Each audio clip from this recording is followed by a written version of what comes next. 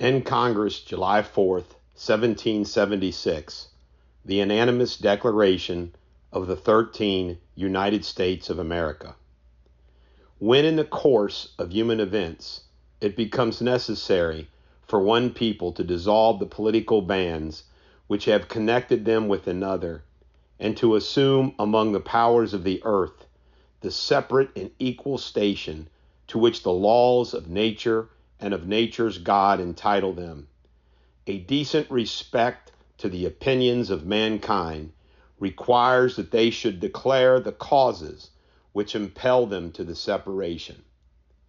We hold these truths to be self-evident, that all men are created equal, that they are endowed by their Creator with certain unalienable rights, that among these are life, liberty, and the pursuit of happiness, that to secure these rights, governments are instituted among men, deriving their just powers from the consent of the governed, that whenever any form of government becomes destructive of these ends, it is the right of the people to alter or to abolish it, and to institute new government, laying its foundation on such principles and organizing its powers in such form as to them shall seem most likely to affect their safety and happiness. Prudence, indeed, will dictate that governments long established should not be changed for light and transient causes.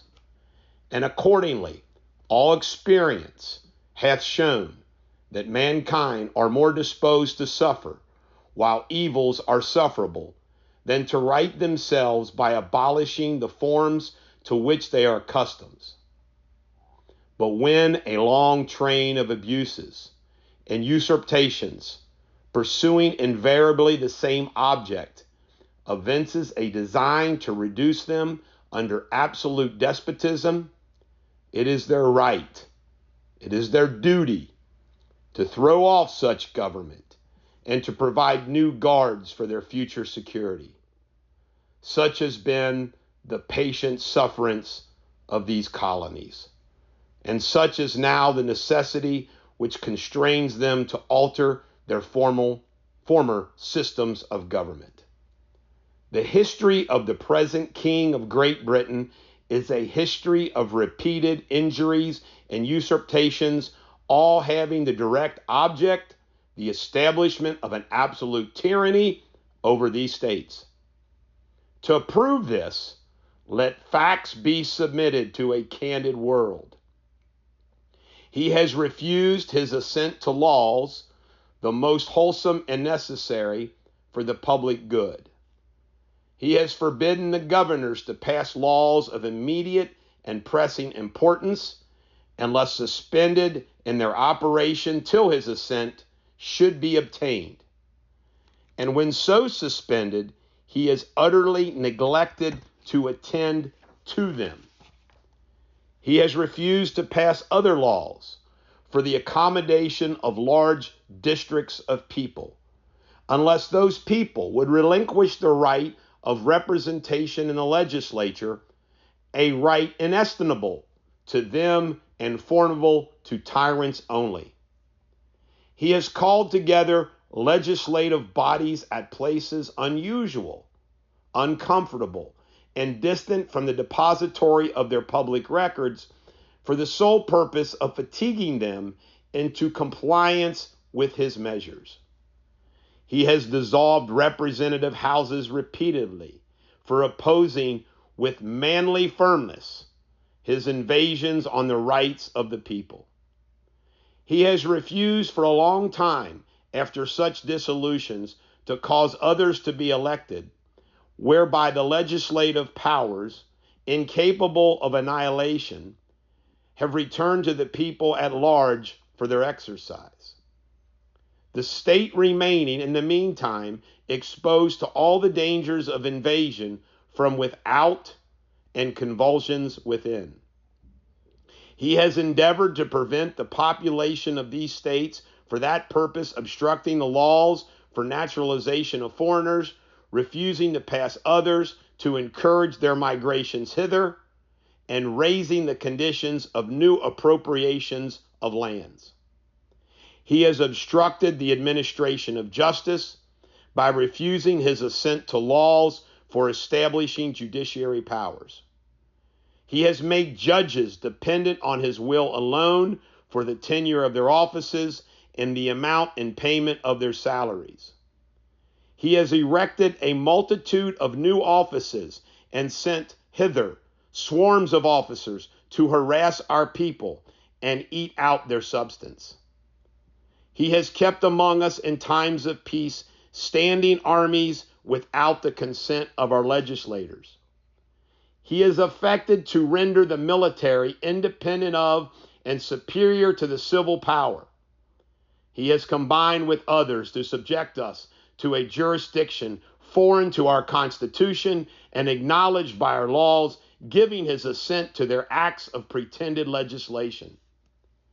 For quartering large bodies of armed troops among us, for protecting them by mock trial from punishment for any murders which they should commit on the inhabitants of these states, for cutting off our trade with all parts of the world, for imposing taxes on us without our consent, for depriving us in many cases of the benefits of trial by jury, for transporting us beyond seas to be tried for pretended offenses, for abolishing the free system of English laws in a neighboring province, establishing therein an arbitrary government, and enlarging its boundaries so as to render it once an example and fit instrument for introducing the same absolute rule into these colonies, for taking away our charters, abolishing our most valuable laws, and altering fundamentally the forms of our government, for suspending our own legislators and declaring themselves invested with power to legislate for us in all cases whatsoever.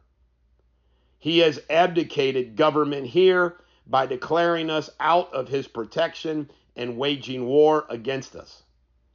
He has plundered our seas, ravaged our coast, burnt our towns, and destroyed the lives of our people. He is at this time transporting large armies of foreign mercenaries to complete the works of death, dissolution, and tyranny, already begun with circumstances of cruelty and perfidy scarcely paralleled in the most barbarous ages and totally unworthy the head of a civilized nation. He has constrained our fellow citizens taken captive on the high seas to bear arms against their country, to become the executioners of their friends and brethren, or to fall themselves by their hands. He has excited domestic insurrections amongst us, and has endeavored to bring on the inhabitants our frontiers the merciless Indian savages whose known rule of warfare is an undistinguished destruction of all ages, sexes, and conditions. In every stage of these oppressions, we have petitioned for redress in the most humble terms. Our repeated petitions have been answered only by repeated injury. A prince whose character is thus marked by every act which may define a tyrant is unfit to be the ruler of a free people. Nor have we been wanting in attentions to our British brethren. We have warned them from time to time of attempts by their legislature to extend an unwarrantable jurisdiction over us. We have reminded them of the circumstances of our immigration and settlement here. We have appealed to their native justice and magnanimity, and we have conjured them by the ties of our common kindred to disavow these usurpations, which would inevitably interrupt our connections and correspondence. They too have been deaf to the voice of justice and of consanguinity.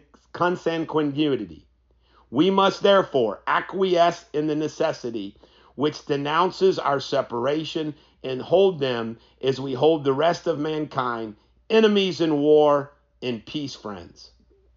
We therefore, the representatives of the United States of America in General Congress, assembled, appealing to the Supreme Judge of the world for the rectitude of our intentions, do, in the name and by the authority of the good people of these colonies, solemnly publish and declare that these united colonies are and of right ought to be free and independent states, that they are absolved from all allegiance to the British Crown, and that all political connection between them and the state of Great Britain is and ought to be totally dissolved, and that as free and independent states, they have full power to levy war, conclude peace, contract alliances, establish commerce, and to do all other acts and things which independent states may have right to do. And for the support of the Declaration, with a firm reliance on the protection of divine providence, we mutually pledge to each other our lives, our fortunes, and our sacred honor. Signed, Georgia, Britton Gwinnett, Lyman Hall, Georgia, George Walton. North Carolina, William Hooper, Joseph Hughes, John Penn. South Carolina, Edward Rutledge, Thomas Hayward Jr., Thomas Lynch Jr., Arthur Middleton. Massachusetts, John Hancock. Maryland, Samuel Chase, William Paca, Thomas Stone, Charles Carroll of Carrollton. Virginia, George Wythe, Richard Henry Lee, Thomas Jefferson, Benjamin Harrison, Thomas Nelson Jr., Francis Lightfoot Lee, Carter Braxton. Pennsylvania, Robert Morris, Benjamin Rush, Benjamin Franklin, John Morton, George Clymer, James Smith, George Taylor, James Wilson, George Ross. Delaware, Caesar Rodney, George Reed, Thomas McKean. New York, William Floyd, Philip Livingston, Francis Lewis, Lewis Morris. New Jersey, Richard Stockton, John Witherspoon, Francis Hopkinson, John Hart, Abraham Clark. New Hampshire, Josiah Bartlett, William Whipple. Massachusetts, Samuel Adams, John Adams, Robert Trent Payne, Eldridge Gerry. Rhode Island, Stephen Hopkins, William Ellery. Connecticut, Roger Sherman, Samuel Huntington, William Williams, Oliver Wolcott. New Hampshire, Matthew Thornton.